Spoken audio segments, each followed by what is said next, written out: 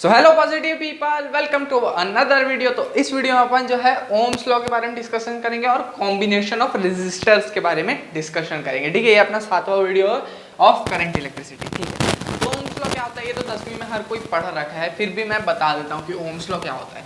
मान लेते हैं एक कंडक्टर है, ठीक है, ये अब क्या होता है कि इसमें से मैं वायर लाया, यहाँ पे बैटरी से लगा दिया। ठीक, अब क्या हुआ कि इसमें से करंट जो है आई फ्लो हुआ। ठीक है, अब उस करंट आई फ्लो होने के कारण से यहाँ पे कंडक्टर के बोथ साइड्स पे एक पोटेंशियल डिफरेंस डेल्टा वी जो है वो जनरेट हो गया। ठीक, तो ओम्स लॉ क्या बोलता है कि ये जो करंट था, जो आई था, वो डायरेक्टली प्रोपोर्शनल होता है इस डेल्टा वी के। हाँ, या फिर अपन ऐसा भी बोल सकते हैं तो कि delta V is directly proportional to I. ठीक है, अब ये प्रोपोर्शनैलिटी का साइन हटाते हैं तो अपने पास एक चीज़ आती है जिसको अपन रेजिस्टेंस बोलते हैं। ठीक है, आई आर। अब आर जो है ये चीज़ कांस्टेंट है, लेकिन ये टेम्परेचर और प्रेशर पे डिपेंड करती है। ठीक है, कांस्टेंट बट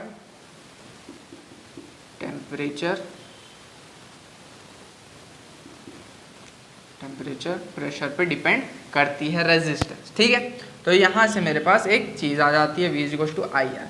ये यहाँ तक तो सब पढ़ रखे हैं। अब मैं तुम लोग को वेक्टर फॉर्म दिखाऊंगा, इसको वेक्टर फॉर्म में कैसे लिखते हैं। ठीक है, तो मान लेते हैं V equals to I R है, तो V equals to I R की जगह क्या मैं रो L बाय ए लिख सकता हूँ। अब रो क्या है डेंसिटी, L क्या है लेंथ, A क्या है एरिया।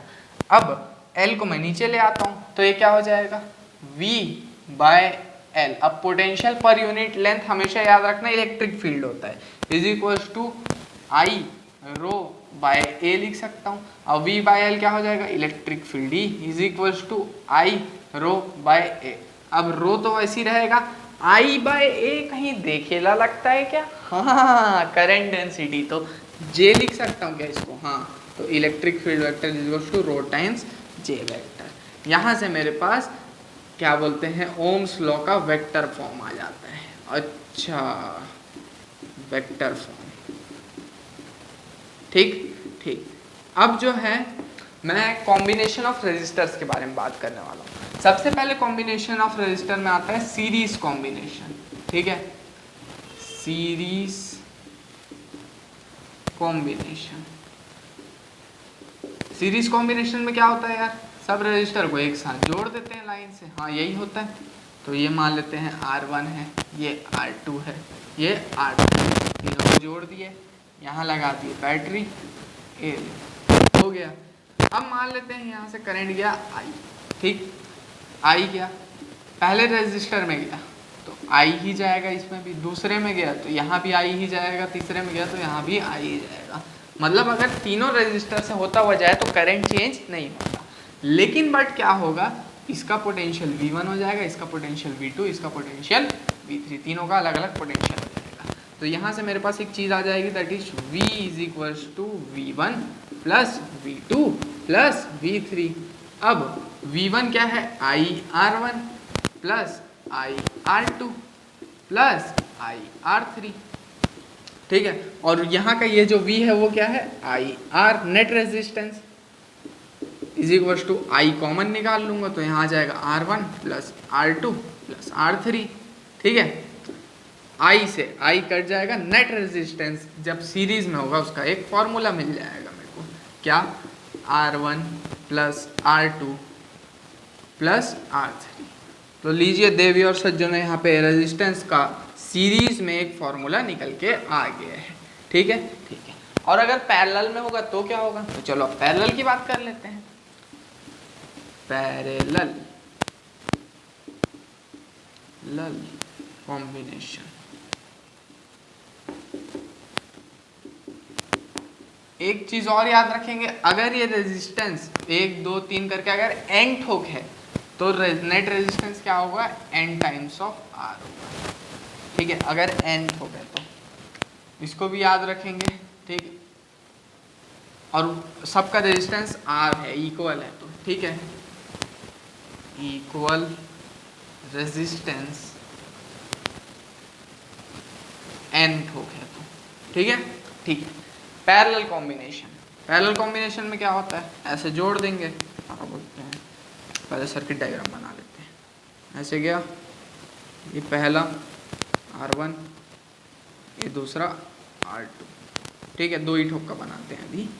और मान लेते हैं यहाँ से लगाया बैटरी, यहाँ से करंट गया I, करंट गया I, करंट गया I। अब I जाते जाते यहाँ जंक्शन पे पहुँचेगा ना, तो क्या होता है, दो पार्ट्स में टूट जाता है। यहाँ जाता है I1, यहाँ जाता है I2। यहाँ पे पोटेंशियल चेंज नहीं होता, यहाँ पे करंट चेंज हो गया। I1 उधर चला गया, I2 इधर चला गया, दोनों का पोटेंशियल सेम है। और ठीक है, तो यहाँ पे पोटेंशियल सेम रहता है, V जो है वो सेम रहता है, लेकिन करंट अलग अलग हो जाता है। तो यहाँ पे I is equals to I1 plus I2 लिख सकता हूँ क्या? हाँ। अब V is equals to IR होता है, तो I is equals to V by R होगा। हाँ, तो यहाँ लिखा V by R is equals to V by R1। कैसे कैसे कैसे कैसे, पोटेंशियल तो सेम है, तो I1 is equals to V by R1 लिख सकता हूँ क्या? हाँ बिल्कुल। और I2 is equals to V by R2 लिख सकता हूँ क्या? हाँ, ये V बाय R2 हो जाएगा। V V V कट गया, तो क्या आ जाएगा, 1 by R is equals to 1 by R1 plus 1 by R2। यहाँ से मेरे पास पैरेलल में भी एक रिलेशन आ गया, ये वाला। और अगर n ठोक रेजिस्टर है और सबका रेजिस्टेंस सेम है, तो क्या आ जाएगा रेजिस्टेंस, और n रेजिस्टर क्या हो जाएगा, नेट रेजिस्टेंस जो है वो n बाय R हो जाएगा, जब सारे रेजिस्टेंसेस सेम रहेंगे तो। ठीक है, इतना क्लियर होगा तो इसका स्क्रीनशॉट ले लो, फिर मैं आगे क्वेश्चंस दिखाता हूँ इसके। ठीक, तो है इससे रिलेटेड, सीरीज पैरेलल से रिलेटेड ये वाला क्वेश्चन देखते हैं। ठीक है, ठीक है। तो ये क्या बोलता है कि find equivalent resistance of this circuit A और B के बीच में। तो A है, ये है, B ये है, C ये है, D ये है, E ये है, F ये है। तो अभी मैं A, C और D को अलग से निकाल के लाता हूँ। A C D कौन सा, ये। ठीक है, तो ये कितना हो जाएगा, ये वाला अलग, यहाँ ये 6 अलग, और यहाँ A से ये कनेक्शन अलग। ठीक है, ये कितना दिया हुआ है, 3, ये कितना दिया हुआ है, 3, ये कितना दिया हुआ है, 6, ये है C, ये है A और ये है D। अब देखो, ये 3 और ये 3, ये दोनों है सीरीज में, और इनका जो रिजल्टेंट है सीरीज का, वो इससे साथ, इस 6 के साथ पैरेलल में है। ठीक है, तो क्या हो जाएगा, 3 और 3 सीरीज में है, तो रेजिस्टेंस कितना हो जाएगा, R is equal to 3 plus 3 कितना हो जाएगा, ये 6 हो जाएगा। किसका सम, इसका, तो ये 6 हो गया। अब 6 और 6 पैरेलल में। ठीक है, तो ये हो गया, एक सेकेंड, ये D है ना, D।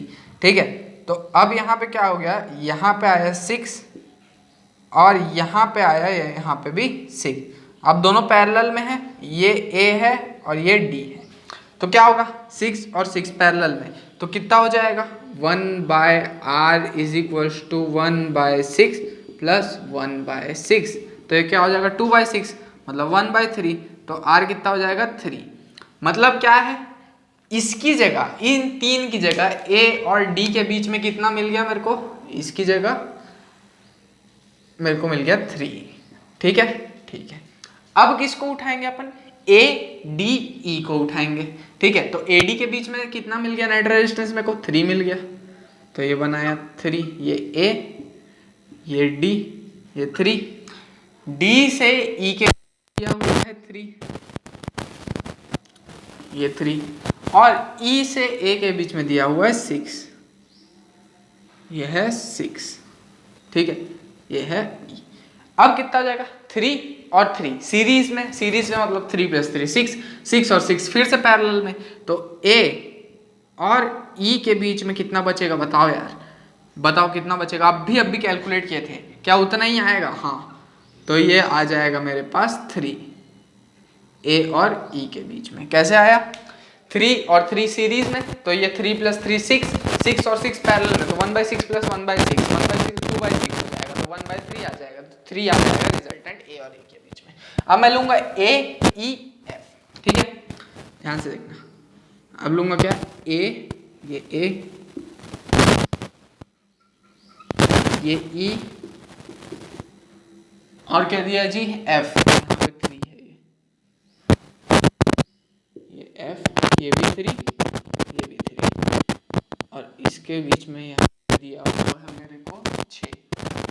फिर से वही आ गया लौट के 3 3 6, मतलब कितना आ जाएगा इसका A और F के बीच में फिर से 3 ही आएगा। मतलब ये तो रिपीटेड सर्किट है। हाँ बिल्कुल, ये तो रिपीटेड लग रहा है मेरे को। तो A और F के बीच में फिर से कितना है 3। अब 3 3 3, अब A F B को ले रहा हूं मैं। किसको किसको ले रहा हूं? A, ये A, ये यहां से F और यहां से ये B।